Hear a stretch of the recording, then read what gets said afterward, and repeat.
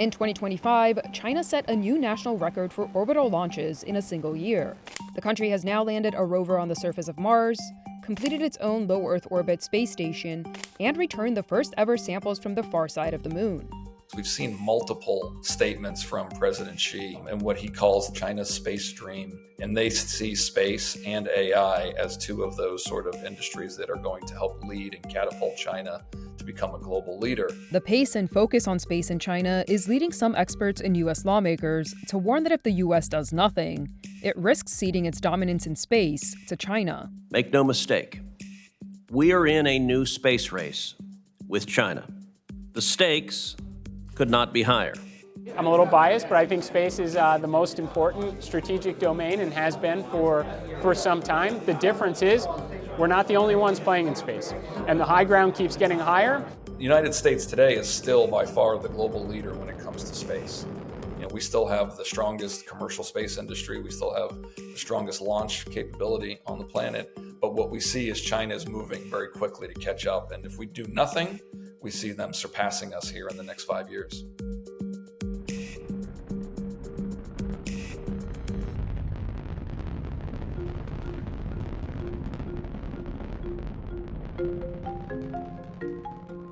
China's space program picked up steam, I'd say, in two waves. The first was a very simple uptick in the 80s and 90s when they started having launch capacity and being able to provide that. But the real uptick, that hockey stick moment, has been since 2014. In 2014, one of the regulatory entities in China put out a document which is colloquially known as Document 60. And what that essentially does is it opens the space domain and ecosystem to private investment, but then also private ownership. Chinese investment in its commercial space sector, including from private and government sources, increased from $340 million in 2015 to about $3.81 billion in 2025.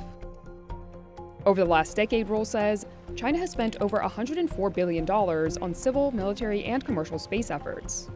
The immediate question you'll probably ask me is, what did the U.S. spend in the equivalent amount of time? The estimates that we had that were comparative to this report was over 5 times more. But the real narrative is that China keeps increasing its expenditures. So they're progressing towards their goal of being a leader, if not the leader in space science. In China, the space sector is supported by a combination of local government, universities, state-owned enterprises, and private companies. The result is a robust network of space activity hubs dispersed throughout the country. These hubs house rocket and satellite manufacturing facilities, as well as launch sites and universities.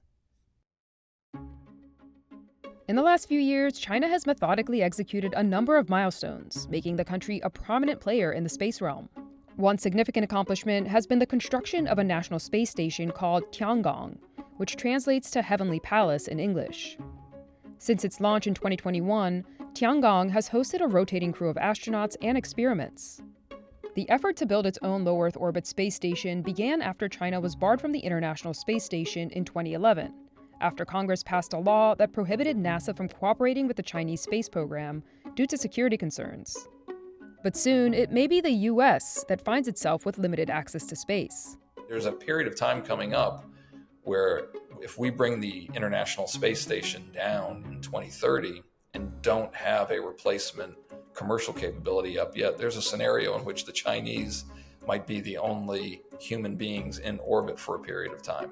But the ISS could function for a little bit longer. In March, the U.S. Senate Committee on Commerce, Science, and Transportation approved a NASA authorization bill that would extend the life of the International Space Station to 2032. The bill still needs to be approved by the entire Senate and House of Representatives. NASA has backed several commercial projects to replace the ISS.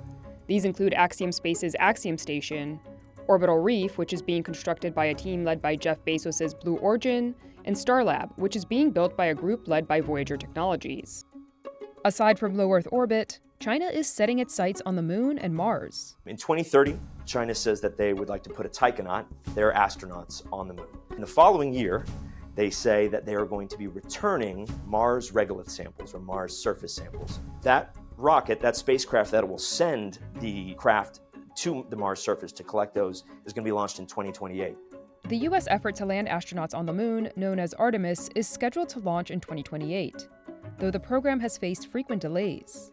Right now, the way we're doing things of launching missions every 3.5 years and making giant leaps going from around the moon to landing on it is not going to work. So we're adding missions, we're increasing launch cadence, we're going to launch a mission into low Earth orbit, test out the lunar lander there, and that will set us up for success in 2028, where we're planning for a potential of 2 landing opportunities. Meanwhile, China has been hitting a number of milestones. They've shown us that when they lay out a timeline, they generally meet that timeline. So that's why we're very concerned about the current timelines they've laid out, especially as the U.S. slows down in some of these areas. To make its lunar dreams a reality, China has doubled down on building rockets. The country has more than a dozen private rocket manufacturers, some of whom are working on reusable rockets like those made by SpaceX. There's 3 rockets that are in development now that are going to be game changers for them. One is a reusable sort of Falcon 9 equivalent that's been doing tests recently and having great success. The Long March 10 is going to be sort of pivotal for their lunar plans. That's what's going to hopefully bring their taikonauts to the moon. And then the Long March 9 is their super heavy vehicle that they intend to rival Starship. China is also making great strides in building out its satellite infrastructure. In 2020, the country launched the last satellite needed to complete its own global satellite navigation system called BeiDou, which directly competes with the US GPS constellation. Also in the works are thousands of internet satellites, though the majority have yet to be launched, that will directly compete with SpaceX's Starlink constellation. This push into space is also benefiting China on Earth. Space has become a major part of the country's Belt and Road Initiative. Launched in 2013 by President Xi Jinping, the Belt and Road Initiative is a massive international infrastructure and economic development program meant to expand Chinese influence and economic reach.